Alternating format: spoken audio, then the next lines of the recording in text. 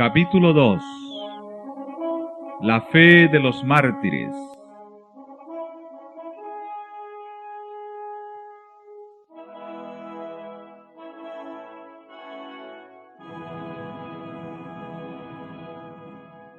Cuando Jesús reveló a sus discípulos la suerte de Jerusalén y los acontecimientos de la segunda venida, predijo también lo que habría de experimentar su pueblo desde el momento en que él sería quitado de en medio de ellos, hasta el de su segunda venida en poder y gloria para libertarlos.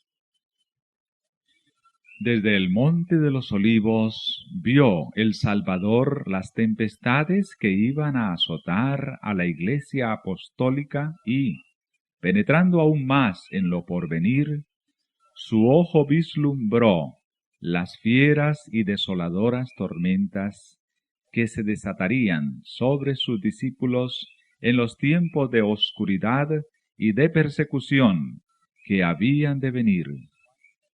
En unas cuantas declaraciones breves, de terrible significado, predijo la medida de aflicción que los gobernantes del mundo impondrían a la Iglesia de Dios. Los discípulos de Cristo habrían de recorrer la misma senda de humillación, escarnio y sufrimientos que a él le tocaba pisar. La enemistad que contra el Redentor se despertara iba a manifestarse contra todos los que creyesen en su nombre.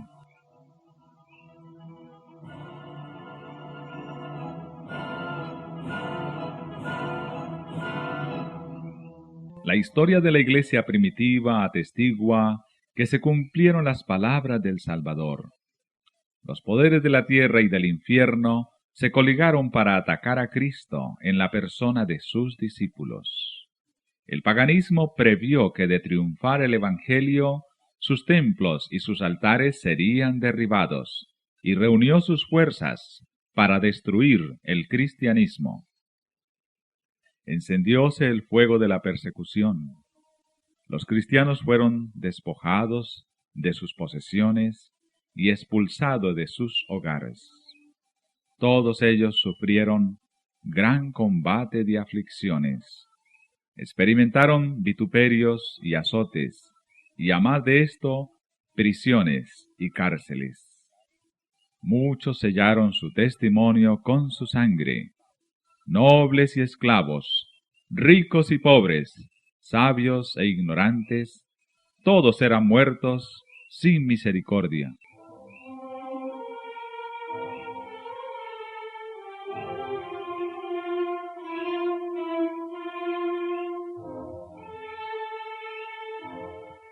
Estas persecuciones que empezaron bajo el imperio de Nerón, cerca del tiempo del martirio de San Pablo, continuaron con mayor o menor furia por varios siglos.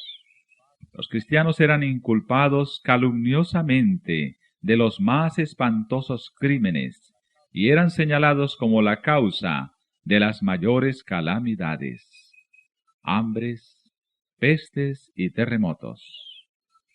Como eran objeto de los odios y sospechas del pueblo, no faltaban los delatores que por vil interés estaban listos para vender a los inocentes. Se los condenaba como rebeldes contra el imperio, enemigos de la religión y azotes de la sociedad. Muchos eran arrojados a las fieras o quemados vivos en los anfiteatros. Algunos eran crucificados. A otros los cubrían con pieles de animales salvajes y los echaban a la arena para ser despedazados por los perros. Estos suplicios constituían a menudo la principal diversión en las fiestas populares. Grandes muchedumbres solían reunirse para gozar de semejantes espectáculos y saludaban la agonía de los moribundos con risotadas y aplausos.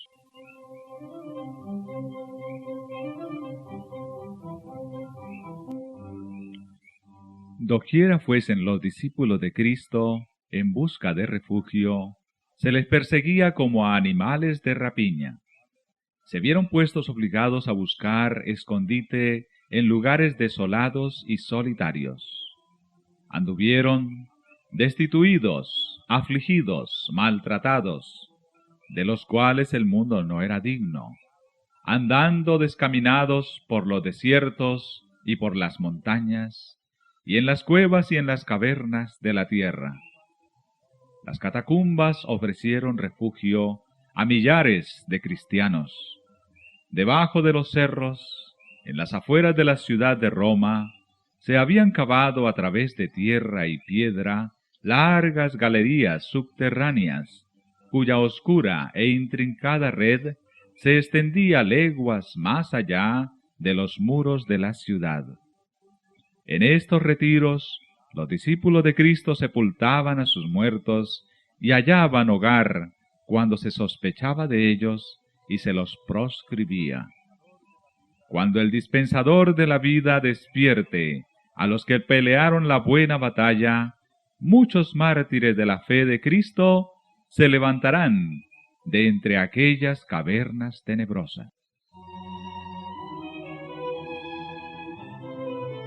En las persecuciones más escarnizadas, estos testigos de Jesús conservaron su fe sin mancha. A pesar de verse privados de toda comodidad y aun de la luz del sol, mientras moraban en el oscuro pero benigno seno de la tierra, no profirieron quejas. Con palabras de fe, paciencia y esperanza, se animaban unos a otros para soportar la privación y la desgracia. La pérdida de todas las bendiciones temporales no pudo obligarlos a renunciar a su fe en Cristo. Las pruebas y la persecución no eran sino peldaños que los acercaban más al descanso y a la recompensa.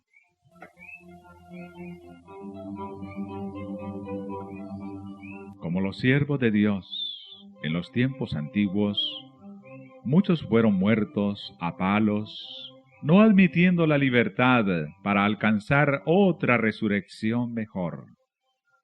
Recordaban que su maestro había dicho que cuando fuesen perseguidos por causa de Cristo, debían regocijarse mucho, pues grande sería su galardón en los cielos, porque así fueron perseguidos los profetas antes que ellos. Se alegraban de que se los hallara dignos de sufrir por la verdad, y entonaban cánticos de triunfo en medio de las crepitantes hogueras. Mirando hacia arriba por la fe, veían a Cristo y a los ángeles que desde las almenas del cielo los observaban con el mayor interés y apreciaban y aprobaban su entereza.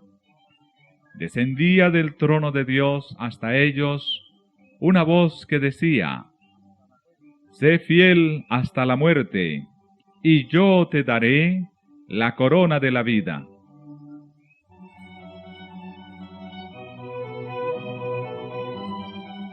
Vanos eran los esfuerzos de Satanás para destruir la iglesia de Cristo por medio de la violencia. La gran lucha en que los discípulos de Jesús entregaban la vida no cesaba cuando estos fieles portaestandartes caían en sus puestos. Triunfaban por su derrota. Los siervos de Dios eran sacrificados, pero su obra seguía siempre adelante. El Evangelio cundía más y más, y el número de sus adherentes iba en aumento. Alcanzó hasta las regiones inaccesibles por las águilas de Roma. Dijo un cristiano, reconviniendo a los jefes paganos que atizaban la persecución: «Atormentadnos condenadnos, desmenuzadnos, que vuestra maldad es la prueba de nuestra inocencia. De nada os vale vuestra crueldad. No era más que una instigación más poderosa para atraer a otros a su fe. Más somos cuanto derramáis más sangre, que la sangre de los cristianos es semilla. Miles de cristianos eran encarcelados y muertos, pero otros los reemplazaban, y los que sufrían el martirio por su fe quedaban asegurados para Cristo y tenidos por Él como conquistadores. Habían peleado la buena batalla y recibirían la corona de gloria cuando Cristo viniese. Los padecimientos unían a los cristianos unos con otros y con su Redentor. El ejemplo que daban en vida y su testimonio al morir eran una constante atestación de la verdad. Y donde menos se esperaba, los súbditos de Satanás abandonaban su servicio y se alistaban bajo el estandarte de Cristo. En vista de esto, Satanás se propuso oponerse con más éxito al gobierno de Dios, implantando su bandera en la iglesia cristiana. Si podía engañar a los discípulos de Cristo e inducirlos a ofender a Dios, decaería su resistencia, su fuerza y su estabilidad, y ellos mismos vendrían a ser presa fácil. El gran adversario se esforzó entonces por obtener con artificios lo que no consiguiera por la violencia.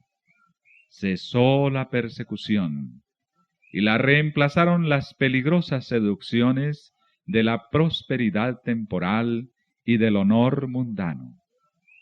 Los idólatras fueron inducidos a aceptar parte de la fe cristiana, al par que rechazaban otras verdades esenciales. Profesaban aceptar a Jesús como Hijo de Dios y creer en su muerte y en su resurrección, pero no eran convencidos de pecado ni sentían necesidad de arrepentirse o de cambiar su corazón. Habiendo hecho algunas concesiones, propusieron que los cristianos hicieran las suyas, para que todos pudiesen unirse en el terreno común de la fe en Cristo.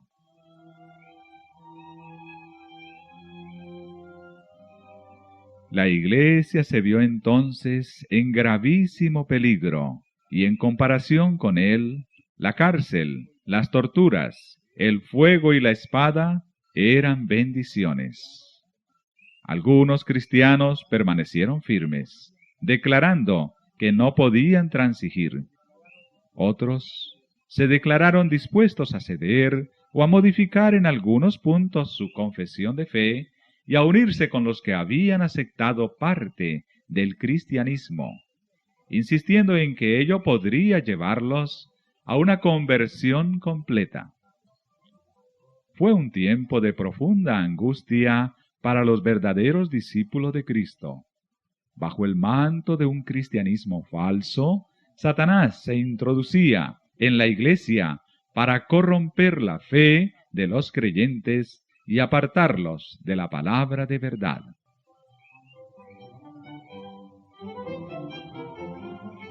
La mayoría de los cristianos consintieron al fin en arriar su bandera y se realizó la unión del cristianismo con el paganismo.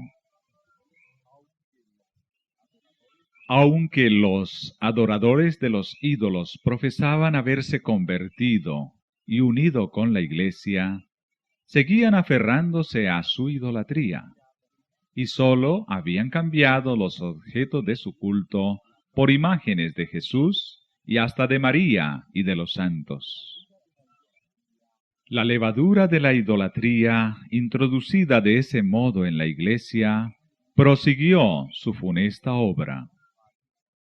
Doctrinas falsas, ritos supersticiosos y ceremonias idolátricas se incorporaron en la fe y en el culto cristiano.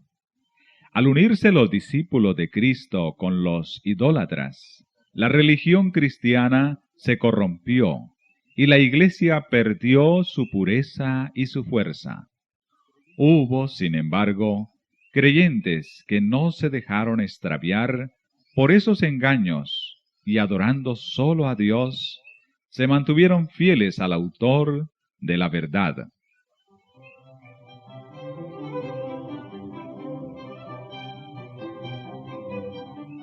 Entre los que profesan el cristianismo, ha habido siempre dos categorías de personas: la de los que estudian la vida del Salvador y se afanan por corregir sus defectos y asemejarse al que es nuestro modelo, y la de aquellos que rehúyen las verdades sencillas y prácticas que ponen de manifiesto sus errores.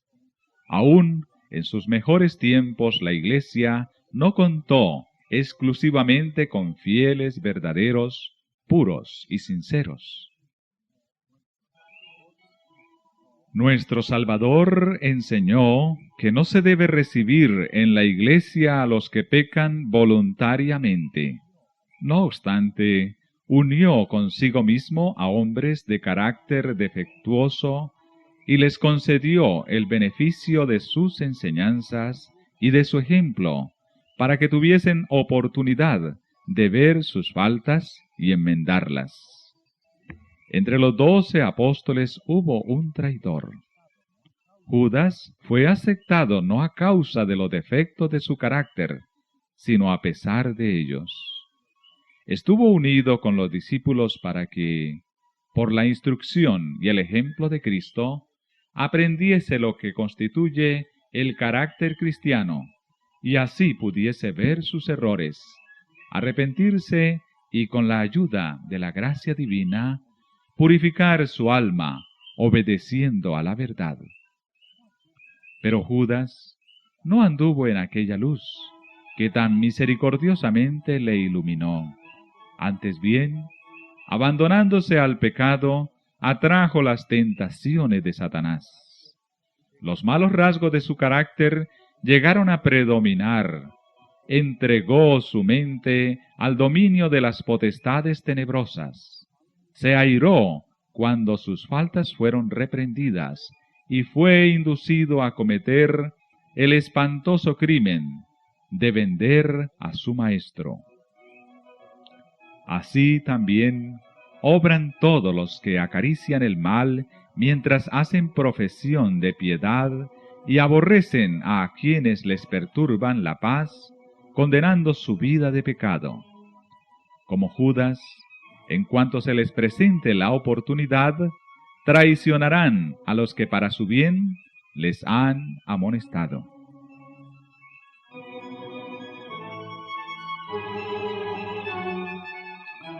Los apóstoles se opusieron a los miembros de la Iglesia que, mientras profesaban tener piedad, daban secretamente cabida a la iniquidad. Ananías y Zafira fueron engañadores que pretendían hacer un sacrificio completo delante de Dios, cuando en realidad guardaban para sí con avaricia parte de la ofrenda.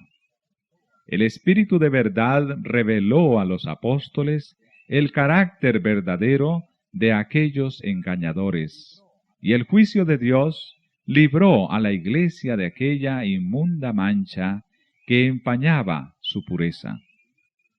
Esta señal evidente del discernimiento del Espíritu de Cristo en los asuntos de la Iglesia llenó de terror a los hipócritas y a los obradores de maldad. No podían éstos seguir unidos a los que eran, en hábitos y en disposición, fieles representantes de Cristo. Y cuando las pruebas y la persecución vinieron sobre éstos, sólo los que estaban resueltos a abandonarlo todo por amor a la verdad, quisieron ser discípulos de Cristo. De modo que mientras continuó la persecución, la Iglesia permaneció relativamente pura, pero al cesar aquella, se adhirieron a esta conversos menos sinceros y consagrados, y quedó preparado el terreno para la penetración de Satanás.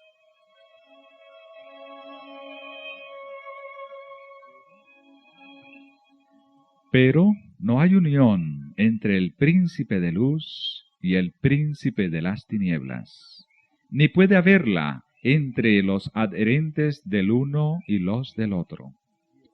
Cuando los cristianos consintieron en unirse con los paganos, que sólo se habían convertido a medias, entraron por una senda que los apartó más y más de la verdad.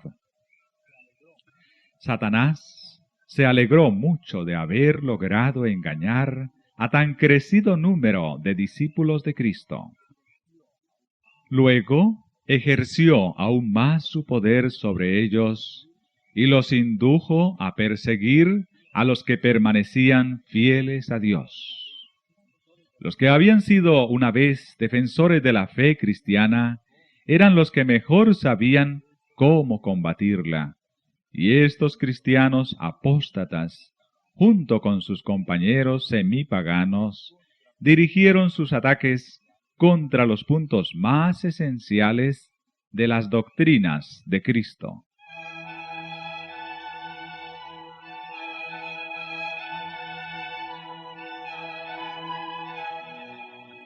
Fue necesario sostener una lucha desesperada por parte de los que deseaban ser fieles y firmes contra los engaños y las abominaciones que, envueltos en las vestiduras sacerdotales, se introducían en la Iglesia. La Biblia no fue aceptada como regla de fe. A la doctrina de la libertad religiosa se la llamó herejía, y sus sostenedores fueron aborrecidos y proscritos. Tras largo y tenaz conflicto, los pocos que permanecían fieles resolvieron romper toda unión con la Iglesia apóstata, si ésta rehusaba aún desechar la falsedad y la idolatría. Y es que vieron que dicho rompimiento era de todo punto necesario, si querían obedecer la palabra de Dios.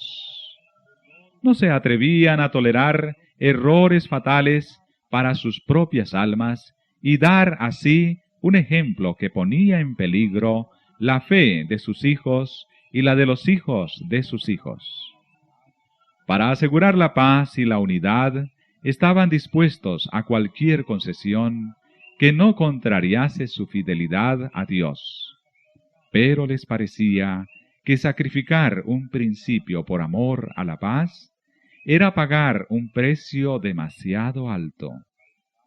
Si no se podía asegurar la unidad sin comprometer la verdad y la justicia, más valía que siguiesen las diferencias y aún la guerra.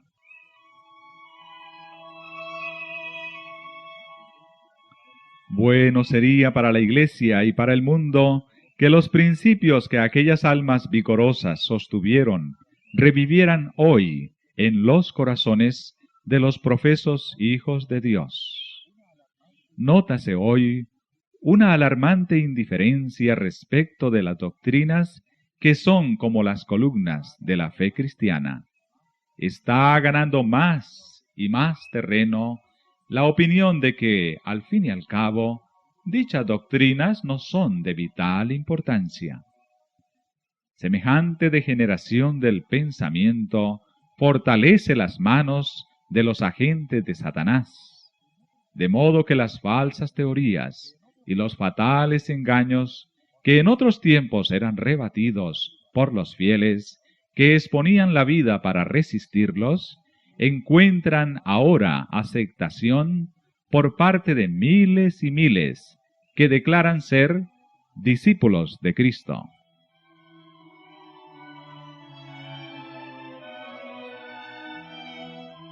No hay duda de que los cristianos primitivos fueron un pueblo peculiar.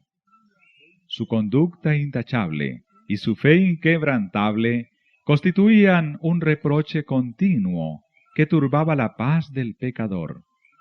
Aunque pocos en número, escasos de bienes, sin posición ni títulos honoríficos, aterrorizaban a los obradores de maldad dondequiera que fueran conocidos su carácter y sus doctrinas. Por eso los odiaban los impíos, como Abel fue aborrecido por el impío Caín. Por el mismo motivo que tuvo Caín para matar a Abel, los que procuraban librarse de la influencia refrenadora del Espíritu Santo daban muerte a los hijos de Dios.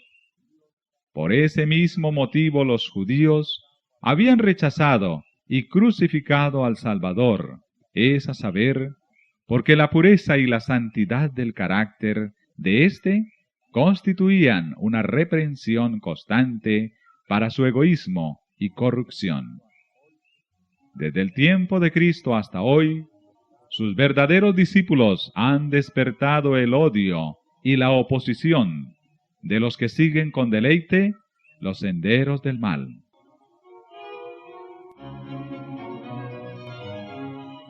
¿Cómo, pues, puede llamarse el Evangelio un mensaje de paz? Cuando Isaías predijo el nacimiento del Mesías, le confirió el título de Príncipe de Paz. Cuando los ángeles anunciaron a los pastores que Cristo había nacido, cantaron sobre los valles de Belén: Gloria en las alturas a Dios, y en la tierra paz, buena voluntad para con los hombres. Hay contradicción aparente entre estas declaraciones proféticas y las palabras de Cristo. No vine a traer paz, sino espada. Pero si se las entiende correctamente, se nota armonía perfecta entre ellas. El Evangelio es un mensaje de paz. El cristianismo es un sistema que, de ser recibido y practicado, derramaría paz, armonía y dicha por toda la tierra. La religión de Cristo unirá en estrecha fraternidad a todos los que acepten sus enseñanzas. La misión de Jesús consistió en reconciliar a los hombres con Dios y así a unos con otros. Pero el mundo en su mayoría se halla bajo el dominio de Satanás, el enemigo más encarnizado de Cristo.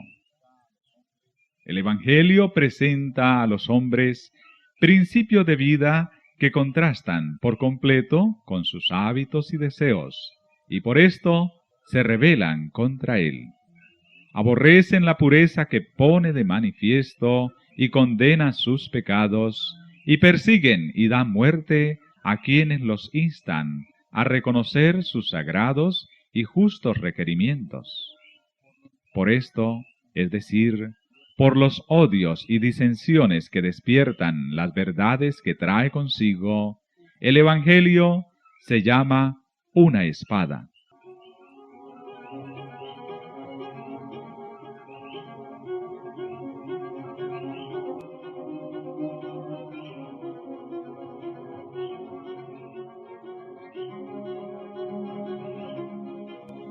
La providencia misteriosa que permite que los justos sufran persecución por parte de los malvados, ha sido causa de gran perplejidad para muchos que son débiles en la fe.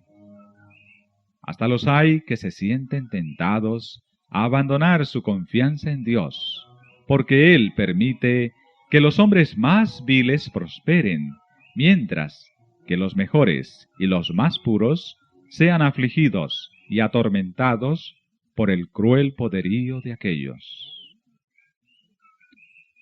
¿Cómo es posible, dicen ellos, que uno que es todo justicia y misericordia y cuyo poder es infinito, tolere tanta injusticia y opresión? Es una cuestión que no nos incumbe. Dios nos ha dado suficientes evidencias de su amor, y no debemos dudar de su bondad, porque no entendamos los actos de su providencia. Previendo las dudas que asaltarían a sus discípulos en días de pruebas y oscuridad, el Salvador les dijo: «Acordaos de la palabra que yo os he dicho. ¿No es el siervo mayor que su Señor? Si a mí me han perseguido, también a vosotros perseguirán». Jesús sufrió por nosotros más de lo que cualquiera de sus discípulos pueda sufrir al ser víctima de la crueldad de los malvados. Los que son llamados a sufrir la tortura y el martirio no hacen más que seguir las huellas del amado Hijo de Dios.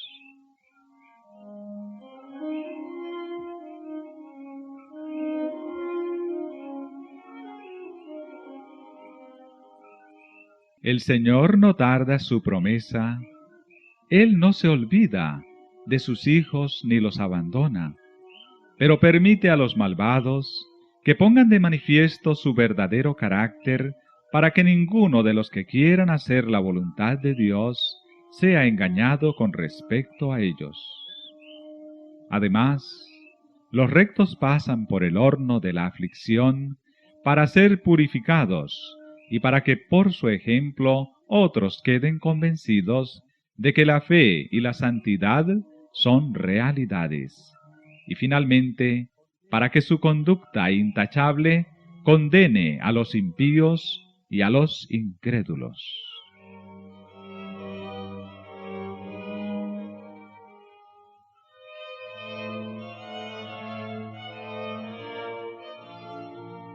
Dios permite que los malvados prosperen y manifiesten su enemistad contra Él, para que cuando hayan llenado la medida de su iniquidad, todos puedan ver la justicia y la misericordia de Dios en la completa destrucción de aquellos.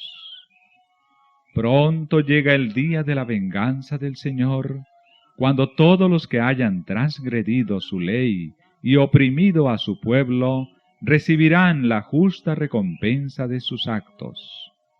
Cuando todo acto de crueldad o de injusticia contra los fieles de Dios será castigado como si hubiera sido hecho contra Cristo mismo.